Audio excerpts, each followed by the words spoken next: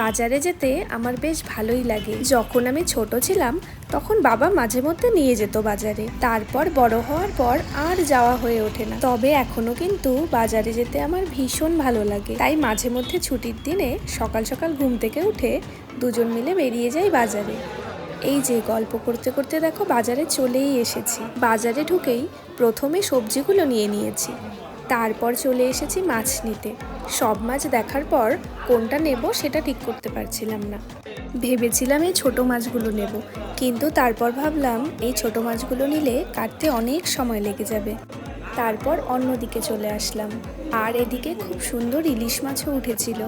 মাছ দেখতে দেখতে হঠাৎ মনে পড়লো অনেক দিন থেকে দই রুই খাওয়া হয় না, তাহলে আর কি রুই মাছটাই নিয়ে নিই। আর এদিকে এই দাদা মাছের আঁশগুলো ছাড়িয়ে মাছগুলো সুন্দর করে পিস করে আমাদের দেখাচ্ছিল। মাছগুলো কেটে ক্যারি ব্যাগে ঢুকিয়ে দিয়েছে, এবার বাড়ি যাওয়ার পালা। বাড়িতে এসে মাছগুলো ভালো করে ধুয়ে নুন আর হলুদ মেখে রেখে দিয়েছি।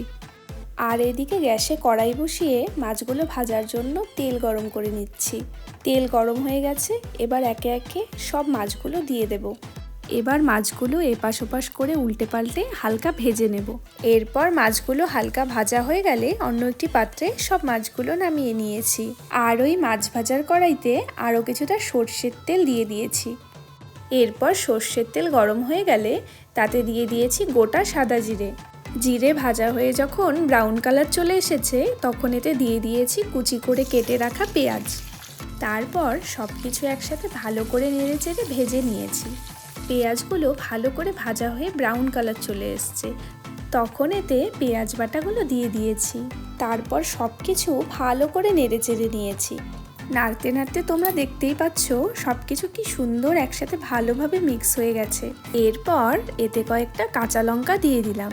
কাঁচা লঙ্কা দেওয়ার পর আবার একটু ভালোভাবে নাড়িয়ে চাড়িয়ে নিয়েছি। এরপর দিয়ে দিলাম 2 চামচ আদা বাটা। আবার সব কিছু ভালো করে নাড়িয়ে চাড়িয়ে নিয়ে মিক্স করে নিলাম। আর এদিকে কিছুটা কাজু আর কিছুটা মগজদানা আগে থেকেই জলে ভিজিয়ে রেখেছিলাম, তারপর ওইগুলো মিক্সিতে পেস্ট করে নিয়েছি। আর এখন ওই পেস্টটাই দিয়ে দিলাম।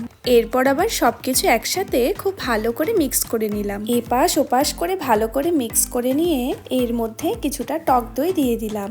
ওই যে বলেছিলাম দই রুই, তার জন্যই টক দইটা অ্যাড করলাম। টক দই ছাড়া কি করে দই রুই হতে পারে, তাই না?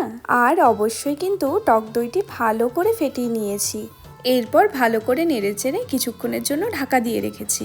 কিছুক্ষণ পর ফিরে এসে ঢাকনাটা খুলে দেখি, আমি আর কি দেখবো, তোমরাই দেখো কি সুন্দর তেল উঠেছে। সেই যে বাদাম বাটা দিয়েছিলাম, বাদাম থেকে খুব সুন্দর তেল ছেড়েছে কিন্তু। এরপর এর মধ্যে সামান্য একটু কাসুরি মেথি দিয়ে দিলাম। কাসুরি মেথিটাকেও এর মধ্যে মিক্স করে নিলাম খুব ভালো করে। আর তারপর দিয়ে দিলাম গুঁড়ো মশলা, যেমন হলুদ গুঁড়ো, জিরে গুঁড়ো, লঙ্কার গুঁড়ো আর কাশ্মীরি লাল লঙ্কার গুঁড়ো। আর এই যে দেখতে পাচ্ছ মশলাগুলোকে কিন্তু আমি একটু জল দিয়ে গুলে নিয়েছি।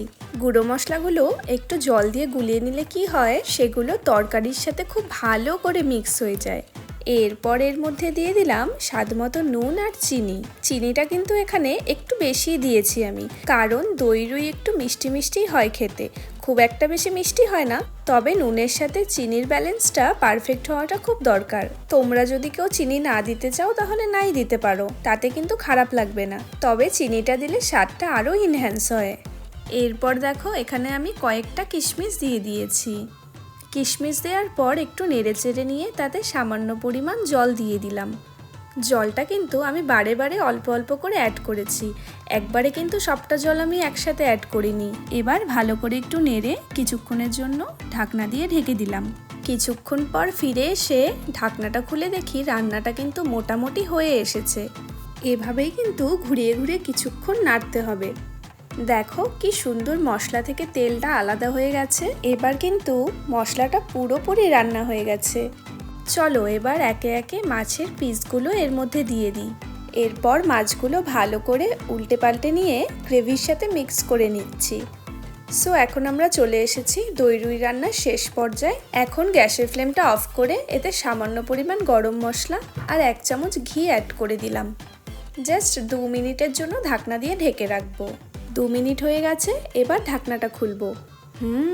স্মেলটা কিন্তু জাস্ট ওয়াও। এবার কিন্তু জিভ থেকে জল পড়েই যাবে। যাই হোক, আমি আর ওয়েট করতে পারছি না। একবার দই রুই বাড়িতে বানিয়ে খেয়ে দেখো, তারপর শুধু ওই একঘেয়ে রুই মাছের ঝোল খেতে ইচ্ছেই করবে না।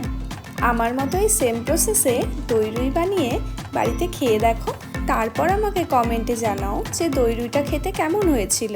আর আমার এই দই রুইয়ের ভিডিওটি তোমাদের কাছে ভালো লেগে থাকলে অবশ্যই like, comment, share and subscribe করে দিও। আর বেল আইকনটি প্রেস করে অল অপশনটি ক্লিক করতে ভুলো না কিন্তু। তাহলে দেখা হচ্ছে আবার নেক্সট ভিডিওতে। আজকের মতো টাটা।